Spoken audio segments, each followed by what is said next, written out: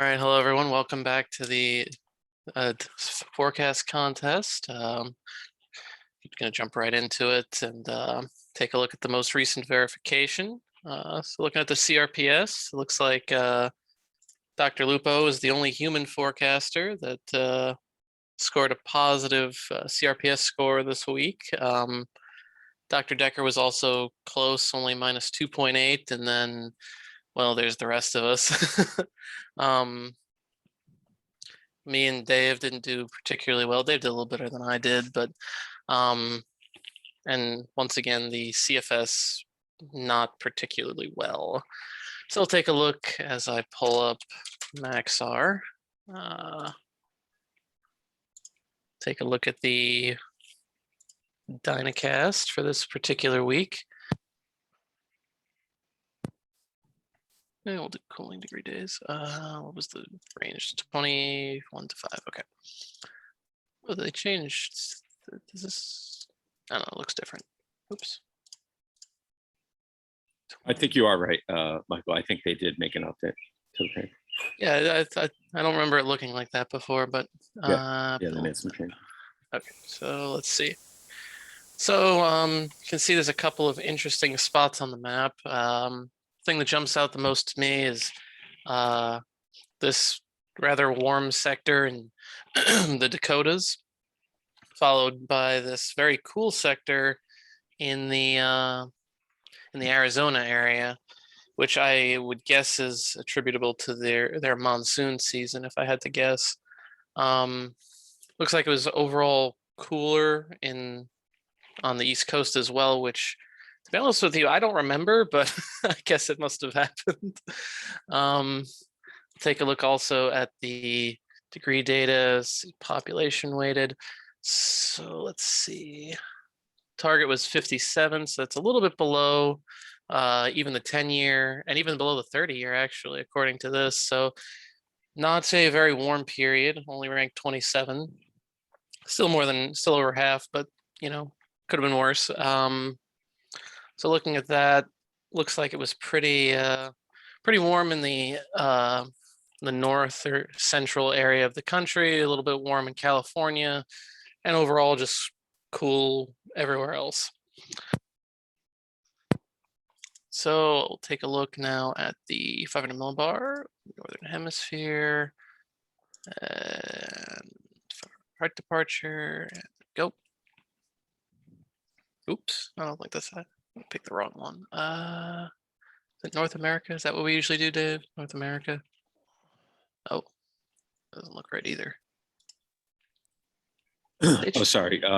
You're looking for the 500. Yeah, we do global a lot of times. Oh, is it global? Okay. Or hemisphere, yeah. It didn't look, it looked weird. Oh, are you on?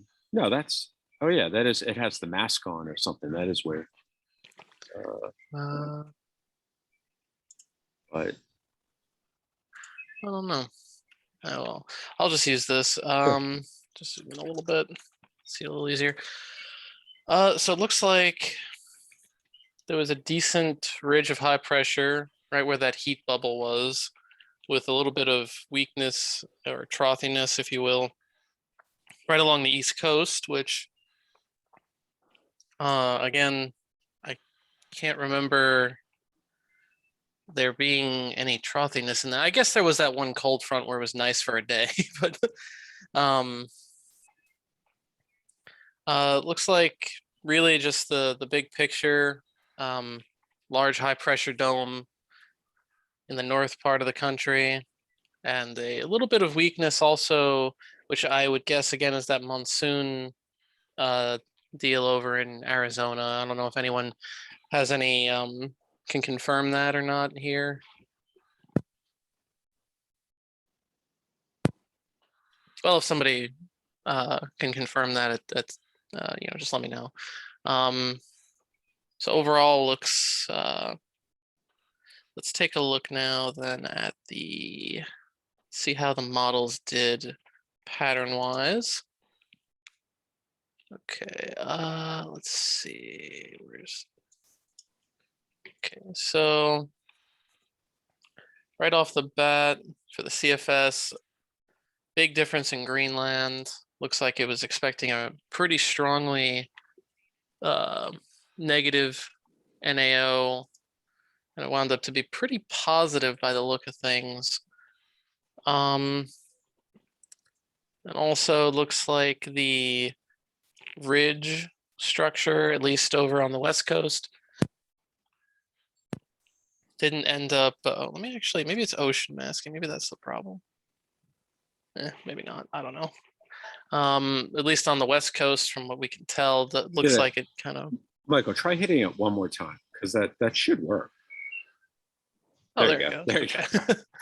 That's weird. Okay, so yeah, so definitely now that we can see, it looks like the CFS missed at least the positioning of, if not the ridge, then at the very least this low north of Hawaii. So that wound up being a little bit further north than what the CFS was thinking. And the result of that, if I had to venture a guess, probably pushed some of this ridging a little bit more downstream into the north, central, like Montana-ish area, and resulted in their temperatures being warmer than, say, the West Coast. Other than that, it looks like, again, the trough was pushed a little bit further to the east on verification than it was on the CFS. So overall, it looks to me like if you shifted the CFS, I don't know, about a couple of 100 miles, maybe, what is it, about maybe 500 or 600 miles or so to the east, then it might have actually had a pretty decent 500 millibar verification, which, correct me if I'm wrong, but I think that's been a common theme when looking at the 500 millibar, comparing the 500 millibar of the CFS to the verification these past couple of weeks. You're say that one more time. What was the Basically, if you shifted the CFS Oh, about okay. 5 Yeah, or yeah. 600 miles to the east, it would have been correct. And I think that's been a theme for the past couple of weeks, at least in the Northern I'm Hemisphere. not sure, but you can double. I mean, I guess you can go back and just look real quick. You got time. Let's see. Yeah, just pull up What's this previous week, and Oh yeah, I could just hit this button. it certainly had a cold bias. There's no question there. I think the last time I looked at the cold bias, it was still in the neighborhood of 9 or 10 CDDs for this summer. Yeah, that never seems to. Well, That's I mean, I been, guess. yeah, that's reliably bad. Right. Let's see which one. This is the. Yeah, so if you can imagine there being some blue in the middle there. So if you shift this a little bit further to the east, it's got the high, low, high, high, low, high, and then a little low in the middle, which kind of missed, but and then the ridge of high pressure a little bit further to the east as well. And again, a little bit further to the east of Greenland. So I mean, maybe it's just kind of a little bit of my remembering these last 2 weeks, but it seems that if you shift the CFS a little bit to the east, based on the 500 millibar pattern, you get a semi-reliable 500 millibar pattern. Granted, there's some, it shifts a little bit, and that can make all the difference in a forecast. But, getting that close to what these are showing, it's got to have some value there, I think, right, Dave?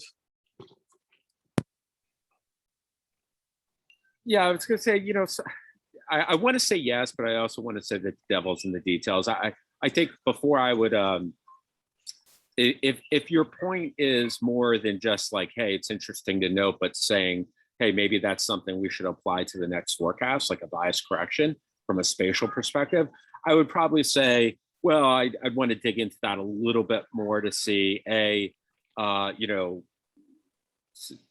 do a little bit more statistical exercise to see how strong that relationship is, and also maybe to see if it occurred in previous years. In other words, maybe it's just a couple forecasts from this summer versus last year and 2 years ago was completely different. I want to be a little bit more rigorous about it, but I think that's how you develop. It's definitely a reasonable hypothesis in theory that I think is worth looking into further. I'll have to write that down on our ever-growing list of research topics. No, but and just to expand on that for a second, and what we do know is that, and what we have maybe a deeper archive, a deeper history of, is what we were just talking about, which is the fact that the seasonal CDD bias from the CFS is running around 9 or 10, and we from previous years we have at least 2-3 years in the past where we saw like a 9 or 10 plus or minus CDD bias. So we know something's there in terms of it, underplaying the CDDs. And so I think it is a reasonable next step to say, all right, can we look at this spatially from a upper air environment and better understand maybe if there is a systematic pattern bias associated with that. Yeah, I agree. I just checked as well. I'm sure you saw, but -11, -9, -9 past couple of years. So I think there's definitely something to be said that the bias is so consistent, over the last 3 years, with seemingly very little deviation. So I think that has some kind of value. But it just needs more research to figure out exactly what's going on there. Right, and just to put a point on that, I think it was Nat Johnson who said, when he was doing some of his bias research, it's okay to be bad as long as you're reliably bad, right, consistently bad, because then you can bias correct for it. And it does seem, based on some of the research he's done, and of course other folks, many other folks too, but that the CFS and maybe the GFS is reliably bad, which is a good thing for bias correction.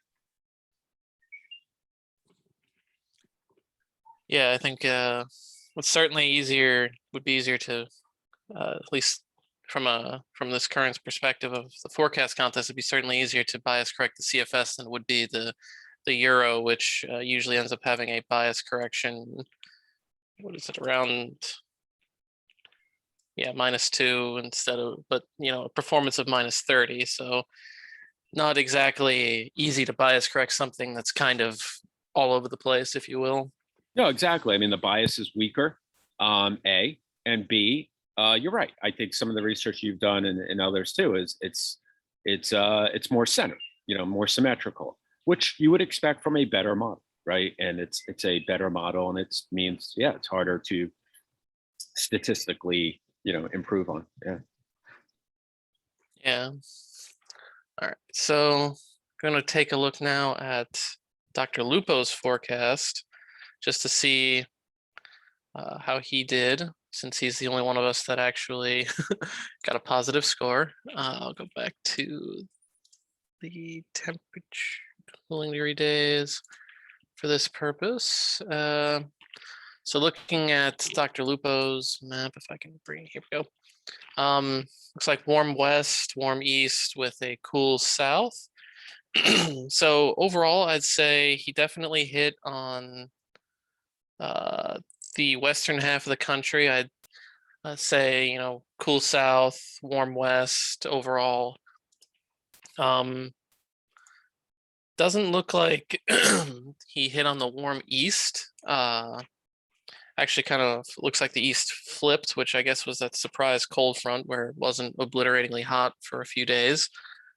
And then neutral central, I mean, Chicago is the big one, and it was a little on the warm side. So, I think overall this is a pretty good forecast. And did you say Dr. Lupo was on the line, or?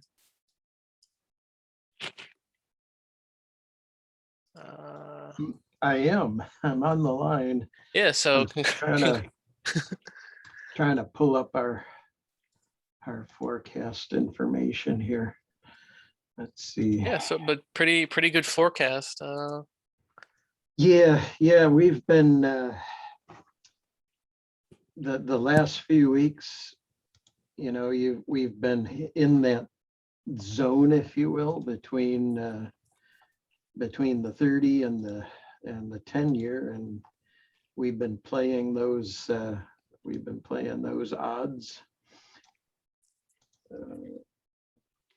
You know, that the future, that the long range forecasts don't seem to deviate too much from that, and we just keep playing that hand while it's working. Yeah, I mean, seems to be, I think you've been leading the pack the last couple of weeks in terms of the CRPS, at least the last week as well, and Yeah, I mean, we've been, you know, second place in that week. But yeah, you've been doing quite well. and you look at where the heat has been the last few weeks, it's been mainly, with the exception of Chicago, there over less populated centers. And so we've kind of been playing on that aspect as well. Yeah, and I think that's an especially important point for newer forecasters to remember, you know, where the heat's occurring, because a plus 15, or in this case a plus 10 deviation for CDDs in Ephrata Municipal Airport is not going to be as big as a -3 at O'Hare, or you know, a -4 or -3 if I could find Dallas, or -2 at Houston I'll use instead. But you know, it's like I said, I was saying, it's important to know not just if there's going to be heat, but you know, where you're expecting that heat to be. Right. So that's just you know, a little tidbit if anyone watches the video at home. But yeah, it looks like the pattern's been pretty consistent, you know, the whole summer essentially. I think going back to late May, early June, if I recall properly. You know, it's warm west, cool south, and you know, basically whatever on the East Coast. It kind of varies between warm and cool, it seems. But yeah, you do see these minor excursions that have been happening, but yeah, overall it's been very consistent. Let's pull up June to, that's 27th now to 27th. Yeah, and even with you know, those cool anomalies this past week, and it's been kind of a wash, you know, I dare say even an average summer for most of the East Coast. You know, a little cool anomalies in Georgia and Texas, but you know, overall the eastern half of the country has been pretty average, on at least compared to the 30-year, with you know, the real exception to the summer has been the West Coast, with, you know, I think it never gets old saying the 100+ degree Seattle days, and you know, all the heat domes that have been building and building and building constantly over in the western part of the country, and really been building those anomalies. But looking at the degree data, you know, we are a little bit on the warm side, but we're not that much above the 10-year. What period is that? This is for June 1st to July 27th. Okay. Which, you know, given our recent track record of, you know, 2020, 2018, 2016, you know, we're over, but we're nowhere near the 617s or, you know, the 625. So, you know, it's been warm, but in terms of, you know, population warmth, it hasn't been that terrible, at least from a population perspective. Although, you know, I feel like, and I know we had this discussion last week, but I think it's worth bringing up. I feel like there's a contrarian view to that, right? Like, Michael, if you go back to that table, like, for sure, the way you looked at it is one way to look at it. Like, you know, this is sort of like a glass half full, half empty. On the other hand, even with all that, like, you know, the ridge in the west and the heat and the blah, blah, blah, blah, blah, right? You're ranked, what, number 7 since 1950 in terms of the warmest ever. So here we are saying, hey, it's not too bad this summer. It's it's not record warmth, but it's amazing the bar to me. Like the seventh warmest summer Yeah. on record, and we're saying, yeah, but it hasn't been, not too extreme. Like imagine if it were the seventh coldest winter. Imagine if next winter is the seventh coldest since 1950. We'd be freaking out, right? We'd be like, Don't get my hopes up. Yeah. Hey, Dave, I'm gonna chime in on that. That's a really good point. We have this huge recency bias. This is true whether you're thinking about, weekly or monthly or seasonal forecasts. And I think, that's a great point that, this recent run of years tends to, change your view of what a season should look like. And you're right, it feels like a huge disappointment. And I think, right, and part of that too was, I know for me, and we've said this a lot, so I just give my Cliff Notes version, but like this goes back to like the conversation I think Dave and I had, like, I don't know, even 2 months ago, or it's early June or whatever it was, May, it might have been May, where we're like, okay, look at the setup with all the precipitation and wet soils in Texas. Well, that may at least put a limiting factor on this summer, or at least June, being super, super hot, like record. And of course, then all of a sudden, June is record hot. Like we got the record CDDs despite that. And so you got a little bit of whiplash saying, oh, okay, so I guess we're going to be able to overcome those wet soils, precipitation in Texas, whatever. And then all of a sudden July comes in, and actually that pattern, whatever. I mean, it amplifies a little bit. We finally get a little bit more troughing in the east, a little cooler weather, more rain. Temperatures, CDDs come back down in July, more toward 30-year, just above 30-year normals. And we got a little bit almost like what we expected to see in June, in July. But because we got the June, it was a little bit of like whiplash, like, oh, okay. So, and here we are, I don't know.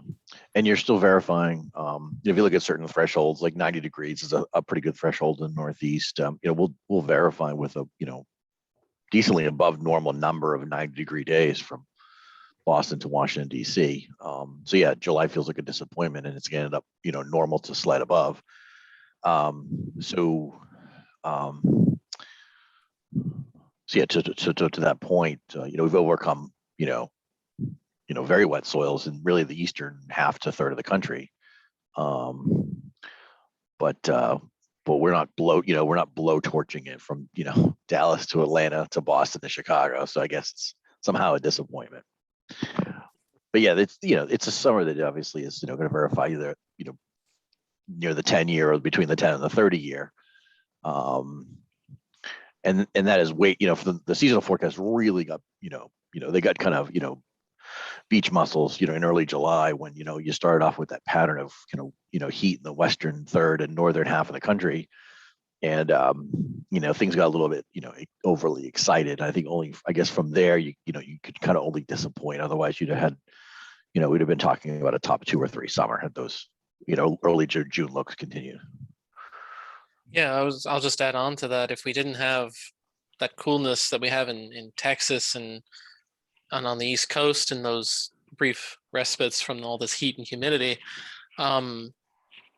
we'd probably be looking at a top 3 summer, if not, I'd even say a number 1 with the heat anomalies on the West Coast. Yeah, and some of the whiplash too is, there's still some of the volatility that's occurring, right? So a cold summer in Texas, and 2 or 3 weeks ago, I think that, there was a good amount of, talk that, Dallas hadn't hit 100 degrees yet, and, that we're going to be, cold forever. And you're still going to wedge in here at the end of July, a 7 to 10 day window in Texas that is going to verify, near or above 100 degrees in Dallas and high 90s in Houston, despite wet soils and a wet spring. So, some of the whiplash is challenging on a week to week basis. I think we see that all the time when we do these phone calls and look at our verification.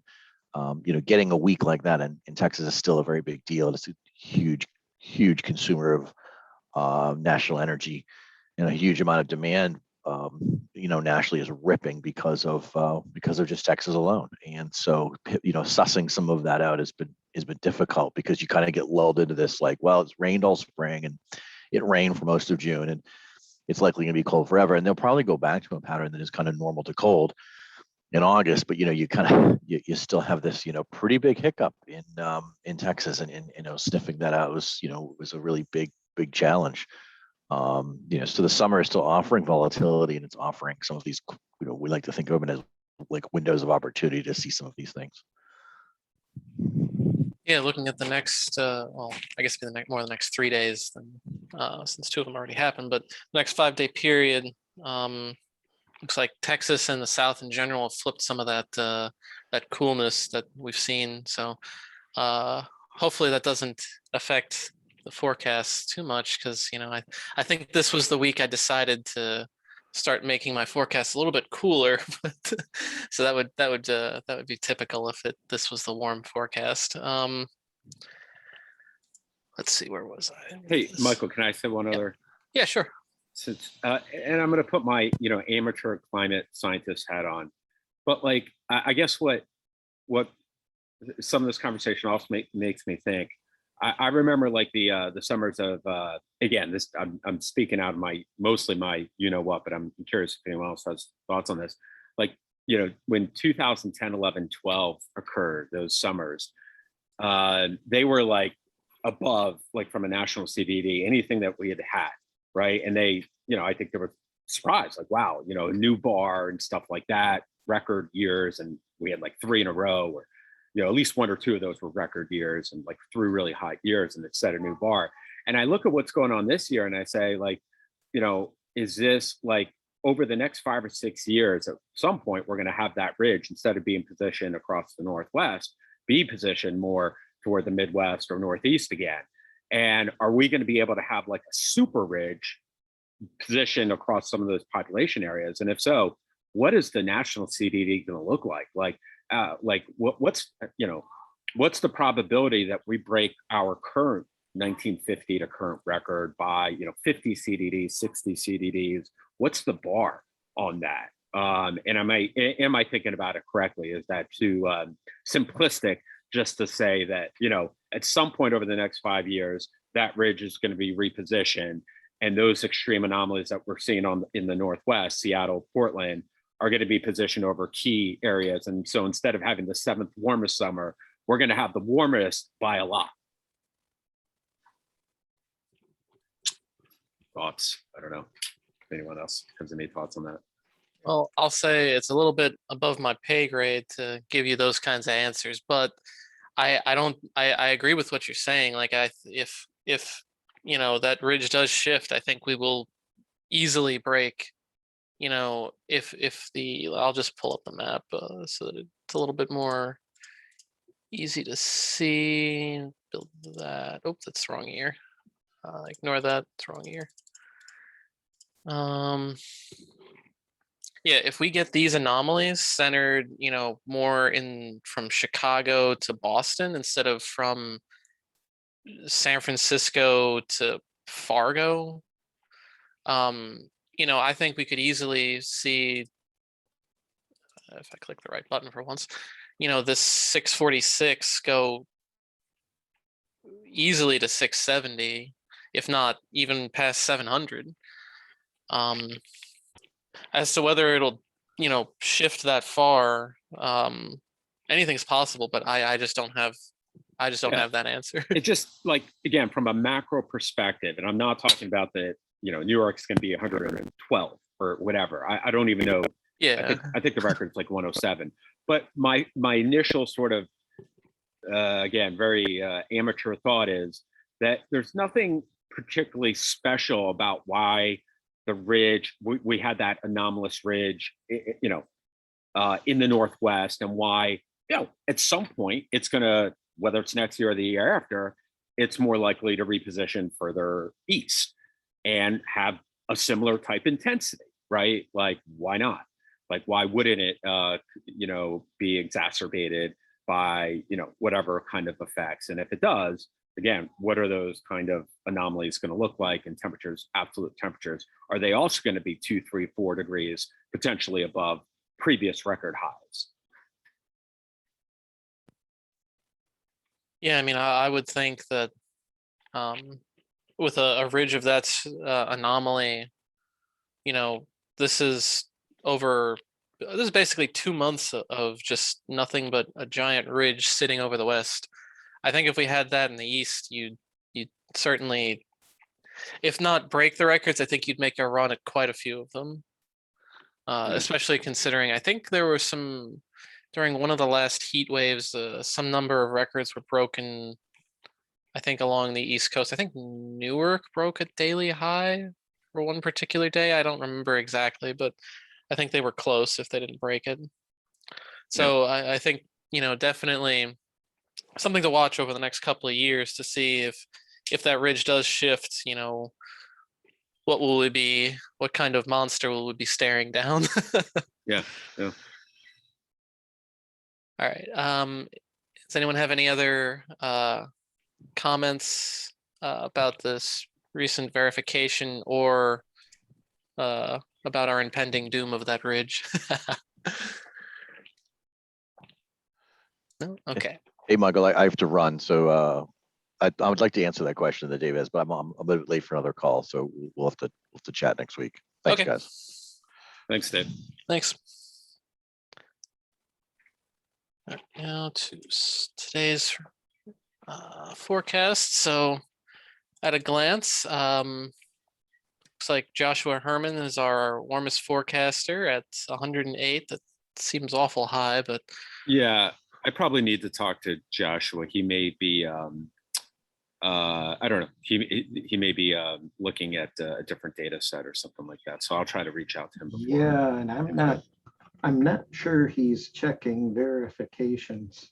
Yeah, I think something might be going on there. So let's give him the benefit of the doubt that something's going on. yeah, that seems a bit odd. Maybe he's forecasting HDDs and has his month confused. Yeah. Be a good HDD forecast if we were in December. December. Anyway. So looking at the other, we have a CFS as usual at the bottom of the pack. No surprises there. Most people seem to be around the 10 to 30 year normals. Matt Rogers at 53, Dr. Lipwood 54, Dave and myself around 56. Oh, both the Daves at 56, copying off each other, I see. And the Euro coming in at 60. So I'll start us off, go through my forecast. So started off as I always do, blending the 10 and year in the Euro, getting a value of 57.34. Looked at the CPC forecast, which, surprise, surprise, looks exactly the same as it does every week with a warm west, or now it's more of a north, the northern tier of the country warm than anything, and a cool south. The cool bubble has, I don't remember exactly where this usually sets up, but it seems that it's more to the east than it usually is. It's been around Texas for a while, so now it's more Louisiana through Georgia aiming. So lowered my value by 1.5 CDs based on this information, even though Chicago is dangerously close to being warm here. I'm gonna lean on what the pattern's been this past month and a half or so, going on 2 months, and say that Chicago probably dodges the majority of the warmth, and it's more or less offset by the coolness in the south. Then looking at the teleconnections, I didn't make any changes because trying to figure out what the teleconnections are doing is a bit difficult when you're seeing a PNA spike to 4 and then immediately back down to neutral or 0. I'm not sure what this is. It's kind of amusing to see it go that high, and it'll be interesting to see how this verifies, because it's been pretty decent, other than some blips to the positive side. It's been pretty decent with the forecast going back to April, especially the last couple of months. But I think we're about to break that streak for the PNA. The AO, don't think this has much influence. Somebody can correct me I'm wrong about that in the summer, but nothing particularly strong, looks to be neutral at the end of the period anyway. Same thing with the NAO, a little bit of a negative dip here, but already seems to be, unless this is a graphical error, already seems to be incorrect on day one, so that doesn't bode well either. But again, looks to be neutral at the end of the period anyway. So that being said, I got to a final value of, where am I? 55.8 with an average spread of 9.2. Any comments, complaints, questions, or concerns about my forecast?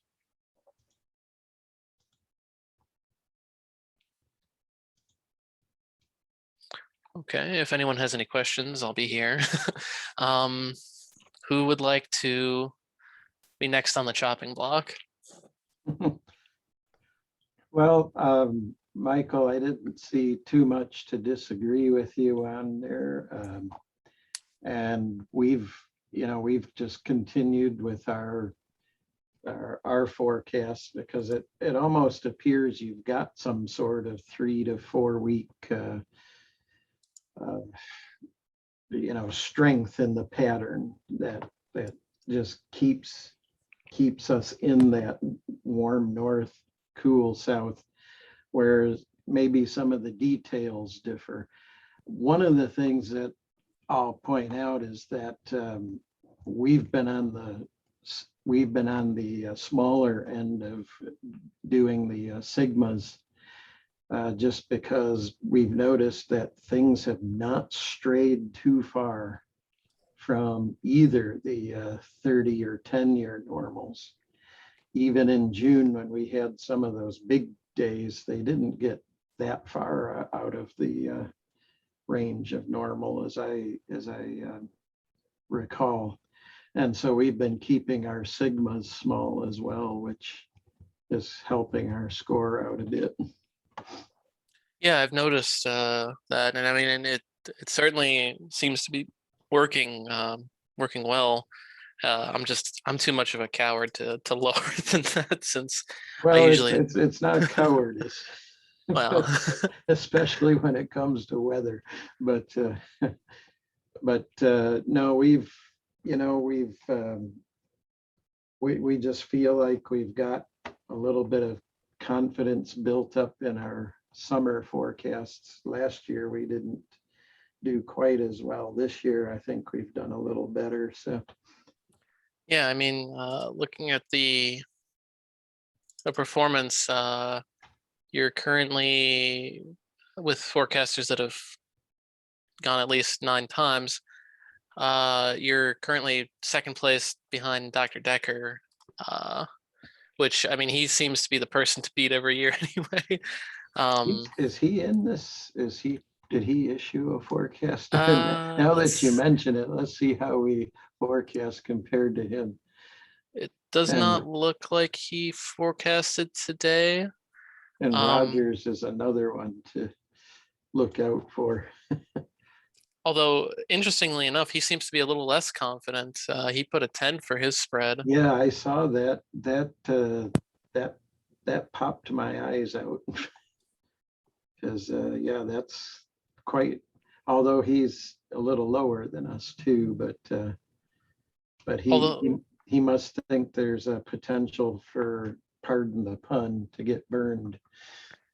Yeah, I mean, he seems to have come to the same conclusion that you did. Pattern tracking between 10 and 30-year benchmarks frequently with upper west focused heat and some transient burst eastward.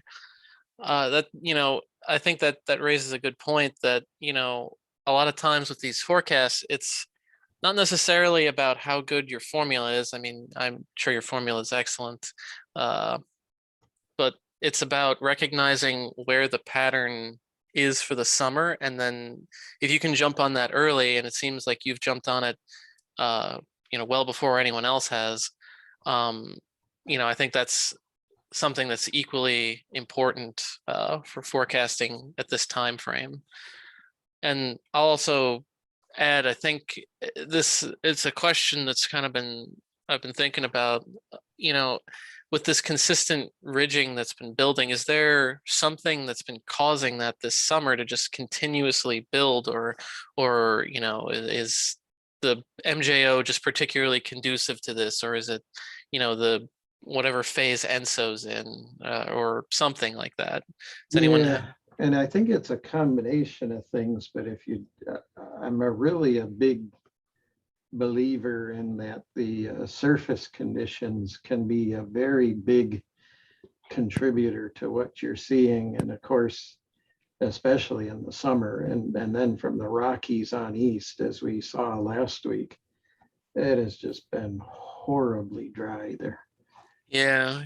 And earlier you all were talking about that ridge kind of moving. What if that ridge was east? Well, if you had that ridge more east and you had this kind of dryness over the East Coast or the Midwest, yeah, look out. Yeah, and it's hard to believe, but according to their it's getting worse by the week even, and it's not much, but considering that this is D4 drought, even a 0.4% increase is pretty significant. And interestingly enough, only 0.88% of the entire West Coast region they've got here is not in a drought, and that's parts of New Mexico that I think have been getting hit with some pretty severe storms. And even with the monsoon season, I've been seeing there's been thunderstorms popping up all over Arizona Yeah. these past couple of weeks, I think. Even with that, they're still in D3 drought, and there's only a couple areas that seem to be not in too severe of a drought. So Oh, absolutely. And that's just helping to anchor that ridge. and I also heard that I can't remember what lake, maybe it was Lake Mead, but I'm not 100% sure that was the one they were talking about. But one of the lakes in the area that was responsible for providing power, it might have been Lake Mead. I just don't remember the exact, if it was that one or if it was a different hydroelectric dam. They were saying that the water might not be high enough to produce power anymore. So they got they got to hope for some rain over there soon, because I'm seeing all these images online from the West Coast of entire lake beds drying up, and really just goes back into that whole feedback. The high is not going to go anywhere since it's so dry, and because it's dry, the high is there, and it's a feedback loop, if you will, and Oh, yeah. doesn't look like there's any signs of it stopping, unfortunately, for the West Coast. And I'm even reading some people are starting to think it might be a mega drought that's on the way, similar to one that occurred, according to, I think, Tree Rings. It said it was around the year one. I think it started in 850 AD and lasted to about 1000 AD. Yeah. So 150-year mega drought, not not a good thing for California. No, that would not be a good thing. So. On a slightly brighter note, Dave, do you want to give us your forecast? Yeah, and I just want to echo, your point earlier a couple minutes ago about catching the pattern. I think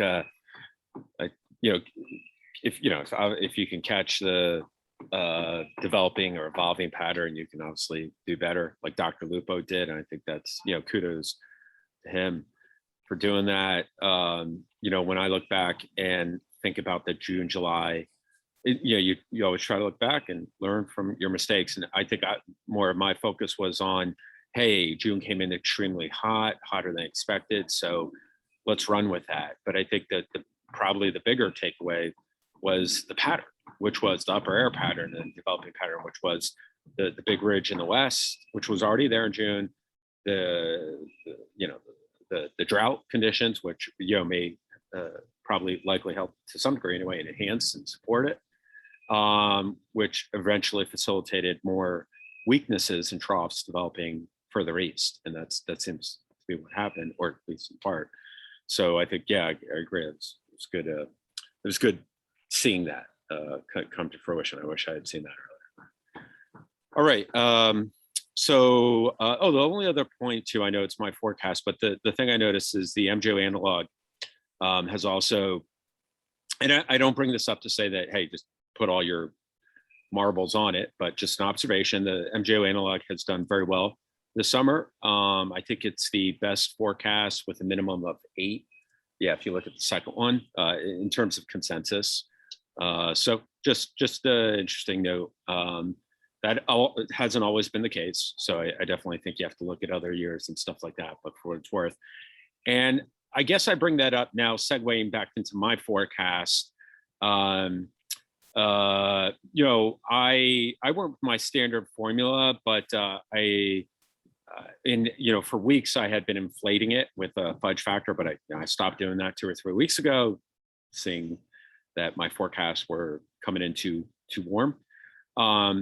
And I did put a little bit of weight on the MJO signal, which the MJO signal I think is slightly cooler this week than the 30-year.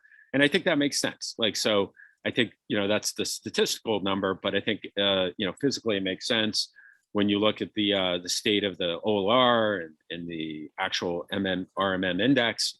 It's out in the West Pacific, coming into the West Pacific. There's a lot of convection out there, 5-6 kind of signal. And historically that does tend to temper summer temperatures from a national CVD standpoint. So with that, so with the MJO signal, with with the pattern persistence, if you will, over the last month or two, and with the forecast model guidance, and from a big macro picture anyway, it's not from a details, but from a macro, not seeing fundamental change, I felt like sticking somewhere near the 30-year or just a little bit warmer than the 30-year was a good as place as any to be. So that was my forecast. Yeah, I mean, I agree. Makes sense to kind of stick between, as Dr. Lupo and now Matt Rogers have pointed out, stick between the 10 and 30-year, at least until there's a big change, and doesn't appear to be any big changes on the way.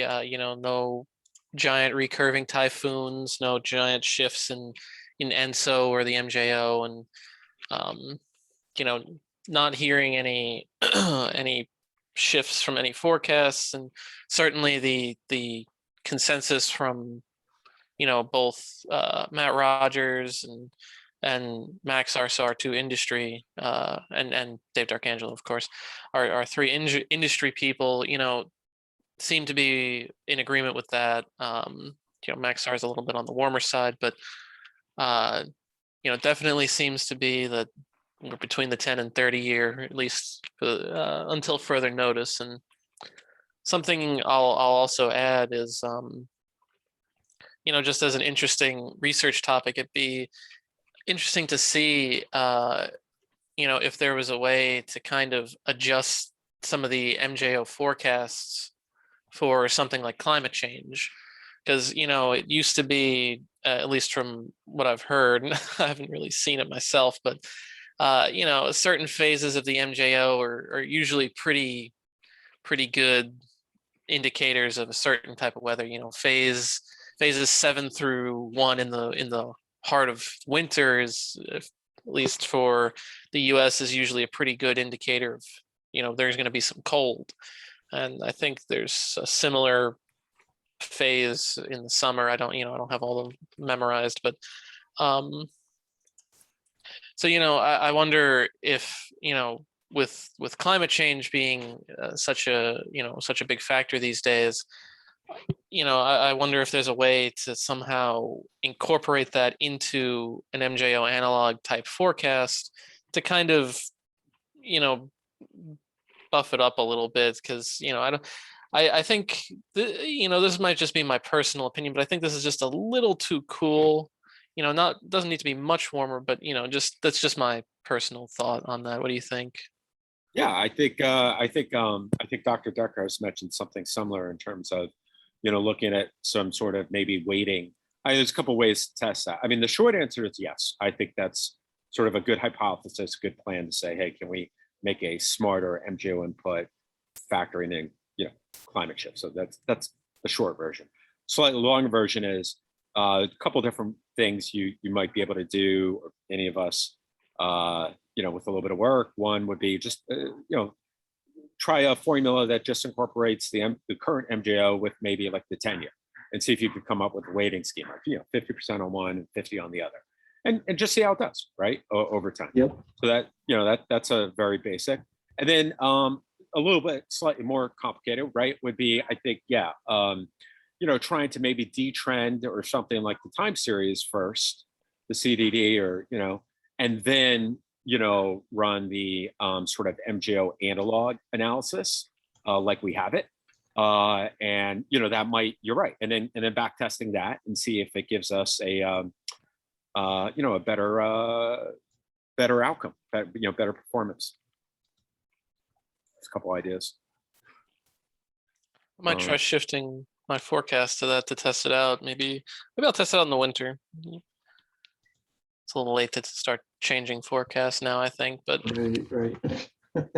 Yeah, that would be something to try out. And of course, one of the things we're going to try to do is incorporate some AI schemes to try to improve our long range forecast. We're putting in a grant with NSF to propose just that. So we'll let you know how it goes. Yeah. And just one final thought from me. I don't think this is a profound comment, but I just, we've been focusing on the pattern and how consistent it's been. But, when you think about, the tropical season over the last few weeks, right, has been a lot quieter, probably in part the MJO, in part also the fact that it's still July, but I think people get anxious, right? Because, there's a lot of kind of hype about this tropical season. But, when you start thinking, I think there's a window there still, like, call it mid to late August, right? Where both in terms of, because of maybe some of the changes in the subseasonal, drivers, that, that we do still have another window here for really significant heat in the eastern states, i.e., mid upper 90s, New York, Philadelphia, whatever, before we start to kind of get into the fall. And of course, that we go into a more favorable environment right near the time where you really expect climatologically tropical cyclones to really start to pick up. So again, I don't think what I'm saying is profound or anything, but I think we shouldn't just, we can't get, I think, complacent in terms of, in my opinion anyway, in thinking, well, we're just ride this pattern out through September and, kind of just fizzle in the eastern states. I think there's still a window or two where we could see some changes, at least for a period of time. I think you're right about that. And I was going to say, the danger in just simple-mindedly riding a wave is that at some point that's going to end. So right. The key is to try to pick up those signals and figure out exactly when that's going to occur. Yeah, exactly. The only thing I can add to that, to make your words come true a little bit early, Dave, I'm by Philly, and the high temperature today, I think, is either 94 or 96. I can't remember which one it's supposed to be, but so we're already got the 95, so we just need the hurricane now. Right. Well, but this one's a short one. But yeah, I hear you. Technically, You're right. I think you're right. We kind of got there. But I was thinking there's a window for like maybe let's call it like a 3-day period. That's kind of what I would call a heat event or a heat wave, 3 days, mid or upper 90s.